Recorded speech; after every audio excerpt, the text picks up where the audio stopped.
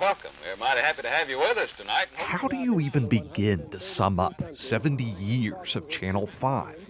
Well, you do all you can do. You start at the beginning. We're Television 5. Oh, you're going to have to go back further than that. You're looking good. Awesome.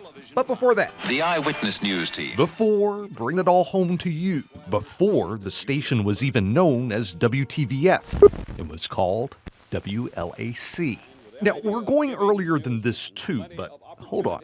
This is an important clip for two people you see in it. To find out if the concept and design really works, let's ask Chris Clark.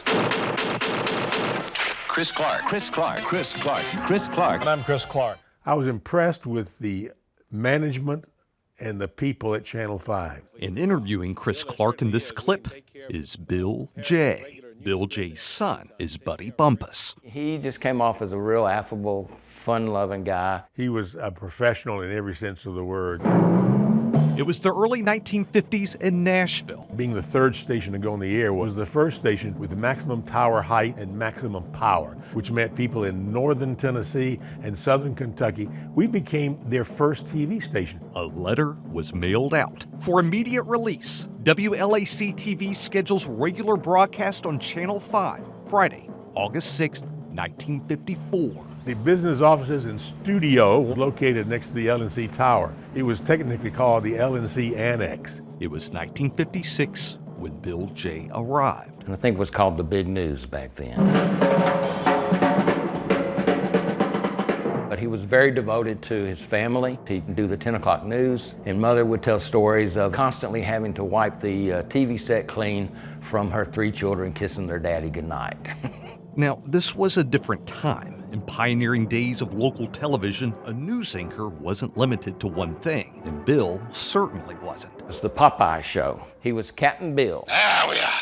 Look at that. Woods and Waters was an outdoors TV show that he started. Dad's on the left, and the gentleman on the right is Bill Clay. He was Father's co-host for many, many years.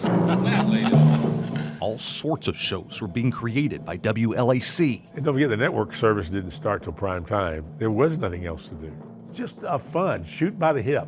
Here's a great idea, let's try it. In a cramped little studio, not very clean. The whole building was very small. It was kind of dark and musty. You were just close to everybody, and that made for some kind of camaraderie. Cameras are now breaking for another rehearsal in their tight afternoon schedule. Cartoon Carnival. They went into puppet shows because they were cheap. You could do them fast, easy. When Atlanta news anchor Chris Clark arrived for an interview in 1966, he was partly drawn to what was on WLAC's air. They had a weather radar. Now here's Bob Lobertini at the Channel 5 Electronic Weather Central. Pleasant good afternoon, everyone. All aboard, the night train now boarding. Oh, predacious hello to you. Having black musicians play on television in Nashville, unheard of, nobody had ever done it. We did it. WLAC was about to move. In 1968, a new building was ready to open on James Robertson Parkway. We made the move in order to accommodate color television. They had the thought from the beginning that we would produce television shows for the network. We promoted it as the only television station in Nashville designed specifically for color television. We brought in some stars from CBS programs of the day, and we had thousands of people come through the station. The following years were exciting ones for what was done in this space. Welcome to Hee-haw, we did it. And then in 1974, WLAC introduced a news anchor named Oprah Winfrey. Bill knew this was someone special. He said that Oprah Winfrey, you watch it. She's going someplace. The television station was sold. We got it.